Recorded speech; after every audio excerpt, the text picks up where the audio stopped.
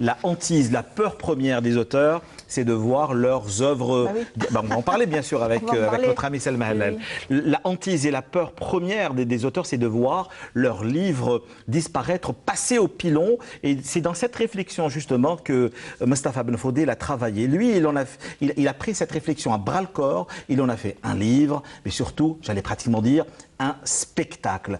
Quand on jette un coup d'œil sur tout ce que vous avez eu à produire pendant cette année 2016-2017, on peut réellement dire tout simplement que le mécénat prend tout son sens avec vous. Merci. Puisque vous le dites, je veux bien. Oui. Je le dis sur des faits, hein, oui. Oui. Écoutez, d'abord, ça existe parce que, évidemment, au départ, je suis là, etc. Mais il y a beaucoup de bonne volonté autour. C'est-à-dire, si je prends, par exemple, le travail de Mustapha Ben Fodil, il est en partie aussi partie prenante de cette manifestation, c'est-à-dire que ce sont des manifestations auxquelles les artistes participent et donnent aussi au public pratiquement gratuitement leur travail, n'est-ce pas? Puisque c'est ouvert au public et que les ateliers sauvages prennent en charge les frais d'installation, d'aménagement qui sont... voilà. Mais donc, c'est intéressant de dire, je crois que si ça marche, parce que ça marche, hein, je crois que ça marche, ça fait 2 ans maintenant qu'on a commencé le 19 décembre par un événement absolument fondateur qui a été celui de créer sur le chantier même des ateliers, de créer un événement avec 5 artistes qui pendant 3 semaines ont travaillé et on a ouvert au public le 19 décembre et on a détruit, enfin entre guillemets, c'est-à-dire qu'on a détruit les traces matérielles des œuvres le lendemain. Il y a une forme de résonance entre ce dont vous nous parlez à l'instant, cette construction et déconstruction, et la réflexion et la réalisation de ce spectacle anti-livre de Mustapha Ben Fodil. Ah oui, bon, vous voulez qu'on parle de ça? Moi, non, les deux, je veux dire qu'il y a une forme de résonance. Je veux bien. Un fil presque invisible. D'abord, dans votre présentation de tout à l'heure de Mustapha, je crois qu'il faut insister sur le fait qu'il est dramaturge. Parce que c'est vraiment un grand dramaturge. Je savais qu'il était journaliste, évidemment. Journaliste, reporter, il avait déjà, je lisais ses reportages. J'avais lu son livre qui était déjà sorti chez Barzac. Les bavardages du seul. 3 livres, oui. Zarta. Et à Paris, j'ai eu la chance à Paris de me trouver là pendant qu'il présentait une pièce et j'étais complètement séduite par son verbe de dramaturge et cette capacité de créer des images théâtrales sur des sujets extrêmement, au fond, intimes et des sujets politiques. Et donc, à partir de là, j'ai tout de suite compris que Mustapha, c'était d'abord un homme de théâtre. Et quand il a monté ce spectacle comme une installation, hein, c'est un produit hybride.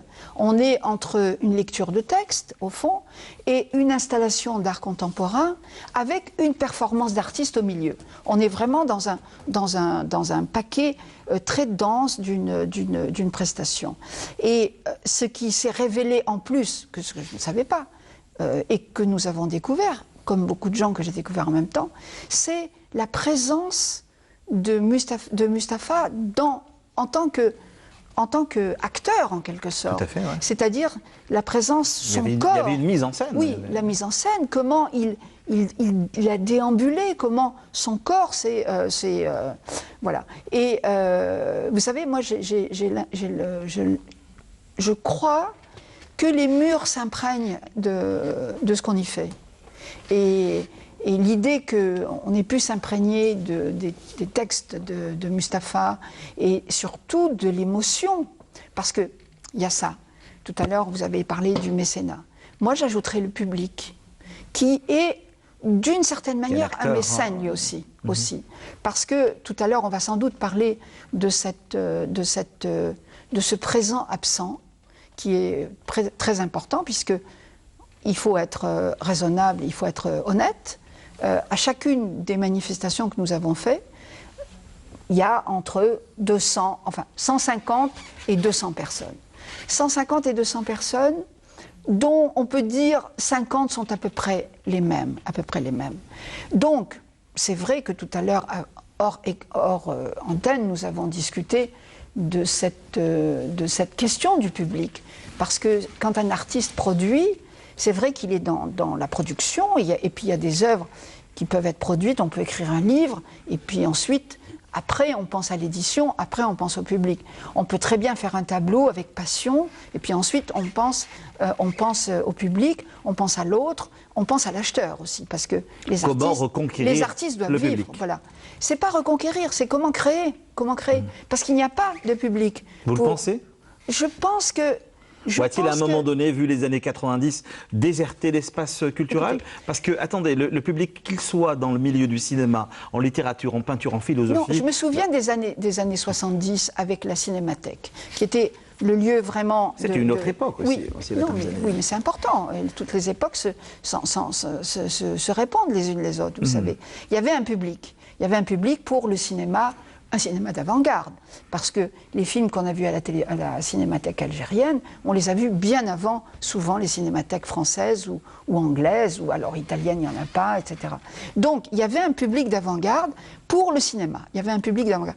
Peut-être plus pour le cinéma que pour la littérature. Mais où sont aujourd'hui... On a l'impression qu'il y a un passage. Pour revenir, si vous permettez, à cette réflexion cinématographique, justement, existe-t-il aujourd'hui des productions cinématographiques algériennes, réfléchies, réalisées par de jeunes réalisateurs qui ont énormément de talent pour aujourd'hui le proposer à ce public? Oui, malheureusement. Mais attendez, mais les productions ne sont pas nombreuses, voici la Tamzali. Mais elles sont de qualité. Oui, je suis tout à fait... Il était là avec nous il y a quelques semaines seulement, Karim Moussaoui. Mes souvenirs sont bons. Oui, hein. oui. Voilà un garçon bourré de talent, mais combien y a-t-il de Karim Moussaoui, vous vous rendez compte, Adila Bendimerad vous vous rendez compte que Kandil, Les Bienheureux... qui est projeté en ce moment en France. Mais ça ne fait pas grand-chose au final. Oui, ça ne fait pas grand-chose. Ça fait beaucoup. Ça fait beaucoup. Ça fait beaucoup Ça fait beaucoup parce que là, on est dans un domaine qui est très peu soutenu. Donc, c'est des gens qui sont obligés de se débrouiller tout seuls. Vous revenez à cette histoire que la culture est encore élitiste. Ah, moi, je déteste ce mot. Non, voilà. Alors, non, attendez. Non. Attendez. Non, je déteste ce mot quand on le dit d'une façon péjorative. D'accord. Et on le dit d'une façon péjorative toujours. Le mot élitiste. Avez-vous ressenti cette insulte? Moi, quand on veut m'insulter, on dit ça. Et je réponds ce que disait Bertolt Brecht. Quand il disait, c'est pas la culture qu'il faut amener au peuple, c'est le peuple qu'il faut amener à la culture. Parce que la culture, c'est pas un produit de consommation que l'on peut formater suivant les besoins de chacun. Pourtant, Kateb Yassine et Abdelkader Alloua ont travaillé dans cette réflexion, emmener la culture au public, justement. Hein. Oui, mais dans la même veine. Ils ont fait de mouvement, je pense. Oui, un double il y avait un double Karim, s'il te plaît. mouvement. Dans la même veine. Vous savez combien de salles de cinéma existent encore en Algérie? Ah oui, mais ça, c'est pas la Ça, c'est une problématique récurrente. Mais voilà. Oui, mais on le sait. La Cinémathèque était un lieu prédestiné à des gens elle était élitiste. Je m'excuse elle était élitiste. C'est presque une académie du cinéma. Non, il y avait tous les enfants du quartier qui étaient là. Il y avait, à l'époque, il y avait autant de cinéma en allant d'Elbia jusqu'à Bab el-Oued. Il y en avait une trentaine ou quarantaine. Mais parlez-nous aussi de l'Algérie profonde. Hein. Voilà. n'est pas l'Algérie. En plus. Et allons au-delà de ces années 70, 80 et 90 par la même occasion. Je vais revenir, n'oubliez pas question réaction cultureclub@untv.dz pour revenir à toutes ces manifestations parce qu'il est question d'émission bilan ce soir. J'ai souvent entendu parler de l'esprit atelier sauvage. Est-ce qu'il existe réellement? Oui. Moi, je préfère parler de ce que je sais. Parce que je ne veux pas me lancer dans de grandes discussions sur la culture en Algérie. C'est trop général et de toute façon, on dit à peu près toujours la même chose. Donc, essayons de... Alors, qu'est-ce que c'est que, si vous voulez, l'esprit atelier sauvage? C'est quelque chose qui est fait d'une façon, et j'assume absolument, qui est fait d'une façon un peu partiale, si vous voulez, parce que c'est un lieu qui n'a pas la prétention et qui ne veut surtout pas représenter la culture en Algérie, l'art contemporain en Algérie. C'est un lieu qui est très personnel, qui apporte un autre regard. Et d'abord qui n'a pas les moyens, je n'ai pas les moyens de représenter. Donc, ce que je fais, c'est minuscule. Les ateliers sauvages, c'est un objet minuscule culturel, d'accord? Et dans cet objet minuscule culturel, si on y trouve un intérêt par rapport à le grand objet culturel algérien, je serai contente. Mais je ne ferai pas, si vous voulez, un lien entre cet objet minuscule et les problèmes de la culture en Algérie. Et ça, je ne le fais pas, je ne peux pas le faire. Quand j'organise une exposition, je ne prétends pas m'adresser à l'Algérie. Je fais une exposition parce que j'ai repéré un sujet intéressant qui m'a été suscité par des amis, je ne suis pas seule. Mais qu'est-ce qui conditionne une résidence? Qu'est-ce qui conditionne la rencontre d'un artiste ou d'une thématique donnée, Wassila Tamzali? Un peu le hasard, le hasard des choses. Un peu, par exemple, la conjoncture, la rencontre. Les affinités sont très importantes. Les résidences cinéma, par exemple, il y a moins d'une semaine avec Adila Benzimerad, Annie Guillot et Damien Ounouri. Oui, alors Adila Benzimerad et Damien Ounouri sont des personnes dont j'apprécie le talent. Je pense que Adila Benzimerad est une grande comédienne. Tout à fait. Tout le monde la connaît comme comédienne et c'est en même temps une scénariste. Donc c'est une femme qui a un propos. Et nous discutons très souvent ensemble de ce qu'ils font. J'ai sans doute, ils le disent, donc je peux le répéter, j'ai été une des premières à croire à Kandil, puisque je les ai très modestement. Kandil al-Bahar. Oui, très modestement. J'insiste beaucoup, je les ai très modestement aidés à aller jusqu'au bout du projet. Mais quand Adila me téléphone, je vais vous parler des choses très simples. Quand Adila me téléphone et me dit Wassila, est-ce que les ateliers sont libres? Est-ce qu'on pourrait répéter avec Antoine Guillot Je lui dis oui, c'est libre, tu peux t'installer. Il n'y a pas d'autre forme de procédure. Comment ils ont rencontré Antoine? Je vais vous dire, parce que c'est des chemins intéressants. J'ai vu dans une revue que c'était une revue d'art, parce qu'Antoine dirige aussi une revue d'art, et ils m'ont fait un interview. Ils m'ont interviewé. Et je me suis rendu compte qu'Antoine avait écrit une pièce sur Rodin et Camille Claudel. En tant que féministe, que je suis toujours, évidemment, et très intéressée par ce problème, et en tant qu'aujourd'hui, quelqu'un qui a à la charge un peu d'un espace culturel et qui aimerait bien, qui s'intéresse à la question des femmes, qui s'intéresse au rapport entre les femmes et les hommes, et surtout le rapport entre les femmes et les hommes dans la culture, j'ai sauté dessus, sur Antoine. J'ai dit, Antoine, qu'est-ce que c'est que cette pièce? Ça m'intéresse beaucoup, etc. Bon, ensuite, on n'a pas pu aller jusqu'au bout de cette pièce parce que ça demande beaucoup de moyens et tout. Mais il s'est trouvé qu'Antoine est venu dîner chez moi à Paris et qu'il a rencontré Adila et Damien. Et qu'ils sont restés en contact en dehors de moi. Et que quand ils ont été à Montpellier ou qu'ils ont reçu ce prix pour le prix du scénario, Antoine était là. Est-ce qu'ils avaient donné rendez-vous à Antoine ou non? Ça s'est fait en dehors de moi. Et donc ils se sont retrouvés tous les trois ici. Émission, bilan 2016-2017 de la culture dans tous ses états. Question, réaction, cultureclub@untv.dz. Dernière question avant d'aborder, d'entendre la voix d'autres intervenants ici. Karim Meziani. J'aime beaucoup cette dame. Son espace, je suis allé le voir 2 fois. J'ai l'impression qu'il fait penser un peu la démarche du Fluxus. Cette démarche allemande où on est là pas pour plaire, mais pour interroger. Et quand je suis dans son espace, je trouve l'architecture magnifique. Elle a un côté brut, c'est qu'il n'y a rien d'esthétique, mais le connaisseur peut le mettre dans un esthétisme personnel. Réfléchi par une certaine Ferial Gasmi. Voilà, c'est magnifique. Rendre hommage. Tout est minimaliste et à la fois chargé.